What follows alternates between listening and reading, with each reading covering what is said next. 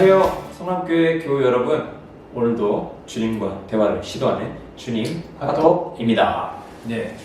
뭐 지난주부터 이제 계속 연이어서 촬영을 하고 있는데요. 이게 촬영 자체가 이렇게 허락해 주신 것이 당연한 게 아니었구나. 진짜. 이런 생각하면서 좀 모를까 감사하다는 느낌이 좀 절로 드는 것 같아요. 맞습니다.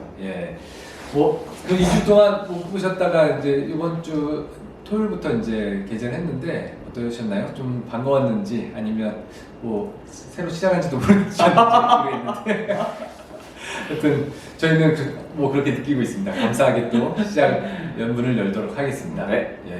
이번 한 주간 어떻게 좀 큐티하면서 좀 와닿았던 구절이나 그런 상황들이 있었나요? 삶은 파도다. 삶은 철학적인 파도다. 말도 안 되는 소리를 하면서 시작하는데 그만큼 많이 이제 사실 굴곡이 많은 것 같아요. 요즘엔 지난번에 영상에서도 말씀드렸다시피 어떤 그런 상황이 되면서 제 나름대로의 어떤 이제는 진짜 안 지켜내면 내가 돌아버리겠구나, 내가 하나님 앞에서 떠나갈 수도 있겠구나, 어떤 그런 마음까지 생기더라고요. 그러면서도 사실 지금은 어떤 말씀이 크게 막 들어오지는 못하는 것 같아요. 그래서 그러다 와중에 이제 토요일날 이제 그 욥기, 지금 제가 욥기 하고 있는데 그 말씀 중에 이번에 욥기 말씀이 제목이 공의로 심판해 주실 살아계신 구속자. 욥이 계속해서 지금 고난을 당하고 친구로부터도 계속 공격당하고 소외당하고 근데 이런 와중에 욥이 그 대속자, 하나님에 대해서 계속 살아계신다 이렇게 표현을 하잖아요. 근데 그 표현을 보면서 제가 들었던 생각은 나는 진짜 이 조그만 일 가지고도 이렇게 넘어져가지고 하나님 정말 계십니까? 하나님 정말 살아계세요? 이렇게까지 원망을 하고 있는데 참 욥의 고백이 되려면 나는 어떤 삶을 살아야 될까? 또 이렇게 한 번 더 생각해보게 되었습니다. 사실 욥의 고난의 크기만큼 모든 사람이 똑같이 그렇게 짊어진다고 하면 사실 버틸 사람이 몇 명이나 있을까 싶어요. 근데 사람의 크기, 그릇의 크기마다 하나님이 적당한 사이즈의 고난을 허락하신다라는 생각이 들 때가 많긴 해요. 저도 사업하면서 이런저런 고민들에 많이 휩싸이거나 절망적인 순간들을 많이 경험하는데 저도 토요일날 말씀이 좀 많이 와닿는데 19장 21절 말씀에 나의 친구야 너희는 나를 불쌍히 여겨다오 하나님의 손이 나를 치셨구나. 이 말씀이 수요일날 보면은 그 제목, 그 절망의 그 제목이랑 되게 좀 많이 매칭이 돼요. 죽음 같은 절망에서 필요한 참된 위로자. 어떻게 보면 지금 욥은 죽음과도 같은 절망을 경험하고 있는 상황이잖아요. 그 속에서도 심지어 그것만으로도 힘든데 주변에 있는 친구들이 마치 욥이 죄를 저질러서 그런 그 대가성 어떤 그 형벌을 받고 있는 것처럼 자꾸 주장하는 가운데 있다 보니까 그 친구들한테 절규하면서 이렇게 도와달라는 모습이 우리의 어떤 인생이랑 굉장히 좀 비슷하다 이런 느낌을 받았어요.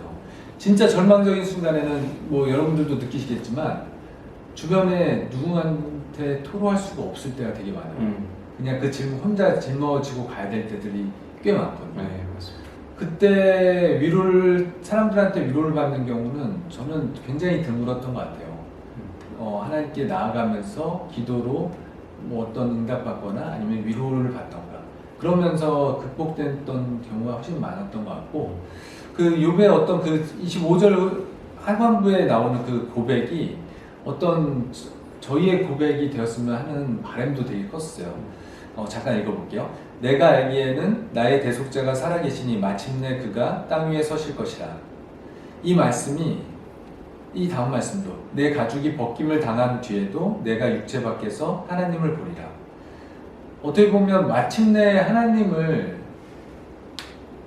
보게 된다라는 그런 기대감으로 믿음의 결단과 선택과 그런 고백을 담아서 이렇게 표현하는 게 저는 굉장히 중요하다라는 생각을 좀 많이 하게 돼요. 욥이 예전에 저희 처음에 우리 욥기 들어가면서 그런 모습들을 봤잖아요.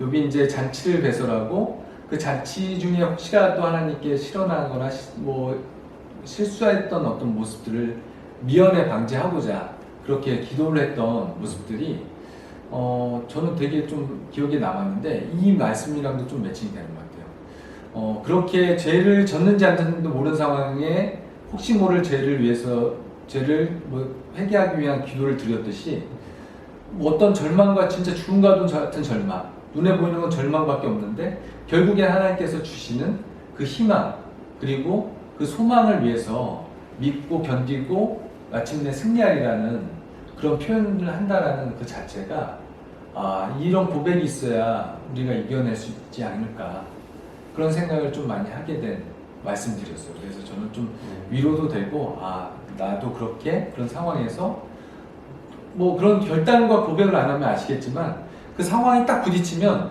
그냥 컨베이어 벨트 제품처럼 그냥 막 지나가다 끝나거든요. 네. 휩쓸려서 같이 힘들고 절망하다 그냥 뭐 정신 차리고 나면 뭐 진짜 믿음이 아예 없던 상황처럼 사람처럼 살아간다 그냥 훅 지나가는 경우들이 굉장히 많거든요. 그렇죠.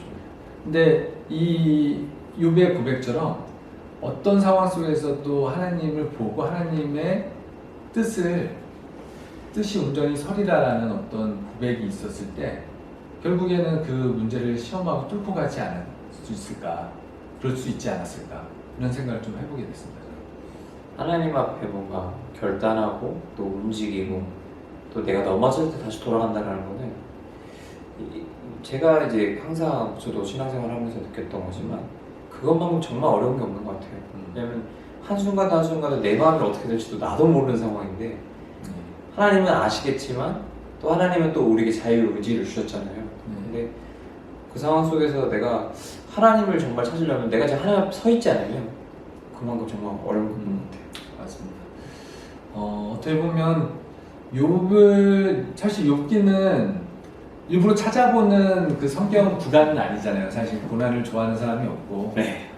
또 그 고난이 어떻게든 좀 피해갔으면 하는 어떤 야베스의 기도가 우리한테 되게 절실한데 욥은 그냥 펼쳐진 거니까 진짜 죽음 같은 절망이. 네. 그래서 굳이 찾아보기 힘든 어떤 성경 구간인 것 같아요. 네. 또 뭐 말들도 워낙 길기도 하고. 네. 근데 이런 생명의 삶이나 이런 큐티 말씀 통해서 이런 부분들도 이렇게 묵상할 수 있다는 것들이 좀 감사하고 그리고 우리의 처한 어떤 상황들이나 이런 것들이 또 절묘하게 그 욥의 어떤 절망과 같은 어떤 상황들이나 어떤 그런 우리의 그 느낌들을 그 삶 속에서 느낄 때 이런 말씀이 필요하다는 걸 새삼 느끼게 해주시는 것 같아서 한편 또 되게 감사했던 내용이었습니다. 어쩌면 그런 말씀에 대한 그런 어떤 고난이나 어떤 그런 상황들이 나에게 펼쳐졌을 때 되게 이게 왜 나한테 오지라고 할 수도 있겠지만 차라리 그러니까 지금도 그 고난의 시기에 있지만 그 고난의 시기에 있을 때 하나님이 나한테 뭘 말씀하신 걸까를 좀 더 찾아보면 좋지 않을까. 그래요. 네, 짧은 생각입니다. 네, 고난을 통해서 어떻게 보면 인성이나 인격이 뭐 하나님이 보시기에 더 좋아진다고 하면 그 고난은 꼭 필요한 내용일 겁니다. 우리가 원하든 원치 않든. 예. 이 말씀을 보면서 우리가 좀 미리 예습해서 고백하고 그 고난이 왔을 때 좀 믿음으로 이겨나가는 저와 여러분들이 됐으면 좋겠습니다. 네. 예, 저희가 준비한 내용은 여기까지였고요. 한 주간 또 승리하시고 다음 주에 또 찾아뵙도록 하겠습니다. 이상 주님 카톡이었습니다. 주 안에